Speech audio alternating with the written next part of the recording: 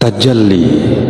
Setiap melaksanakan ibadah khususnya pada waktu sholat, bila tidak disertai perasaan seperti sungguh-sungguh melihat Allah Subhanahu wa ta'ala, maka ibadah itu tidak tergolong dalam kategori ibadah yang insan atau yang baik. Allah Subhanahu wa ta'ala berfirman, sesungguhnya sholat itu memang berat, kecuali bagi mereka yang khusyuk, yaitu mereka yang yakin akan berjumpa dengan Tuhan mereka, dan sesungguhnya mereka akan kembali kepadanya. Al-Baqarah ayat 45. Saudara, di kalangan umat Islam terdapat beberapa pendapat tentang tajalli melihat Tuhan yang dapat disimpulkan sebagai berikut. Yang pertama, dapat tajalli atau melihat Tuhan di akhirat. Yang kedua, tidak dapat melihat Tuhan di dunia maupun di akhirat. Dan yang ketiga, dapat melihat Tuhan di dunia dengan mata hati, sedang di akhirat dengan lebih nyata.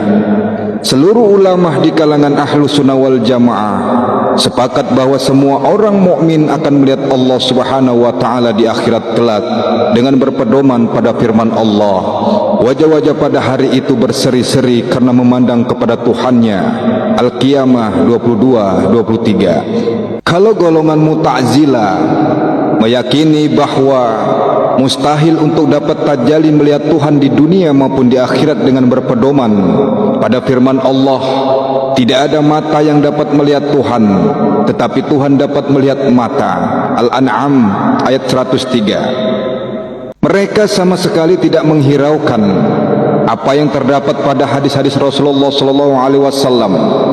Zamakhsyari, seorang ulama tafsir di kalangan Mu'tazilah, hanya menyatakan mustahil dapat melihat Tuhan di dunia maupun di akhirat, tanpa memberikan penjelasan dan dasar alasan yang lebih meyakinkan. Syekh Allamah Al-Qari menyindir golongan Mu'tazilah dengan syairnya, orang mukmin melihat Tuhannya tanpa bentuk, tanpa umpama, nikmat lain tiada arti dibanding melihat ilahi Rabbi. Kaum Mu'tazilah rugi 1000 rugi. Di kalangan Al-Asy'ari, Ahlus Sunnah wal Jamaah masih dipertanyakan apakah melihat Tuhan hanya khusus di akhirat saja. Dalam membahas hal tersebut terdapat dua pendapat. Yang pertama, tajalli atau melihat Tuhan hanya di akhirat saja. Yang kedua, tajalli atau melihat Tuhan hanya bukan di akhirat saja, tetapi juga dapat tajalli atau melihat Tuhan selagi di dunia ini, yaitu dengan mata batin atau basirah. Kedua pendapat tersebut didasari dengan alasan bahwa Rasulullah SAW pada waktu melakukan Isra Mi'raj benar-benar melihat Tuhan, sehingga Sayyidina Hasan bin Ali radhiyallahu anhu berani bersumpah sewaktu menerangkan hal itu. Demikian pula dengan hadis Rasulullah yang diriwayatkan oleh Muslim dari Ibnu Abbas radhiyallahu anhu, yang oleh Imam Nawawi disimpulkan.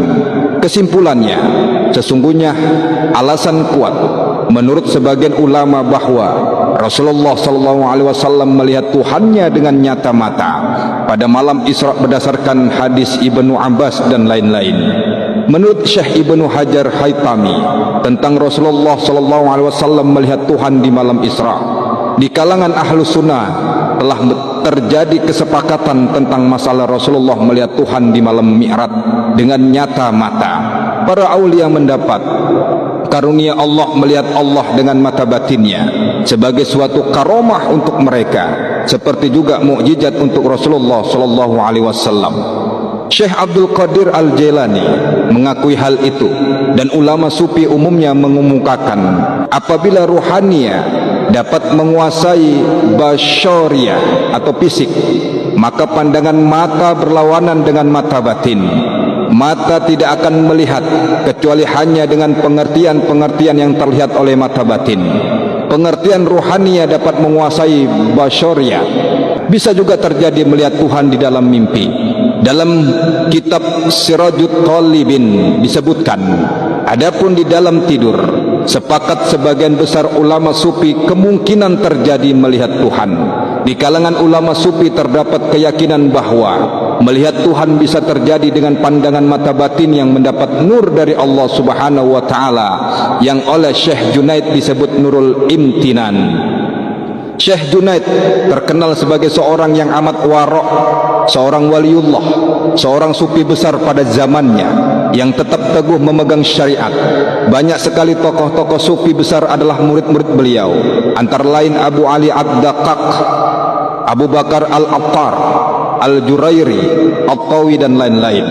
Diceritakan saat beliau mendekati akhir hayatnya, secara terus-menerus mendirikan solat dan membaca Al-Quran. Beliau wafat pada hari Jumat tahun 297 Hijriah setelah selesai membaca ayat ke-70 surat Al-Baqarah.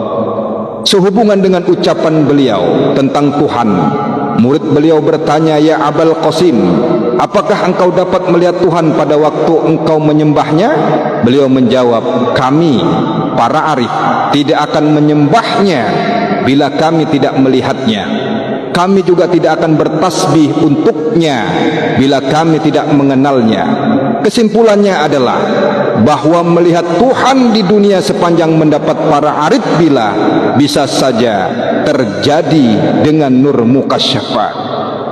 Dalam hal ini yang perlu diperhatikan adalah bahwa yang dimaksud dengan melihat bukan berarti melihat kunhizatnya, keadaan rupa, bentuk atau warnanya dari zat Tuhan yang mereka istilahkan bi ghairi kaifin wa hasyrin wa darbin min mistalin.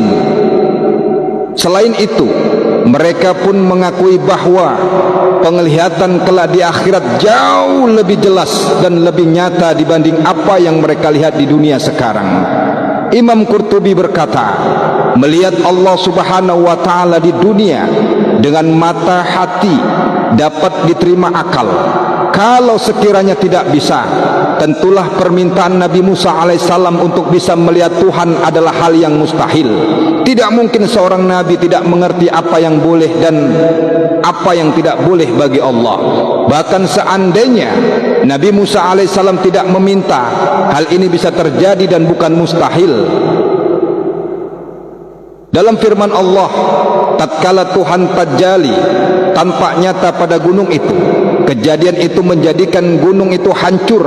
Maka apabila Allah bisa tajalli pada gunung, padahal gunung itu adalah benda padat, kenapa tidak mungkin Allah tajalli pada rasul-rasulnya dan wali-walinya? Wallahu a'lam bishawab.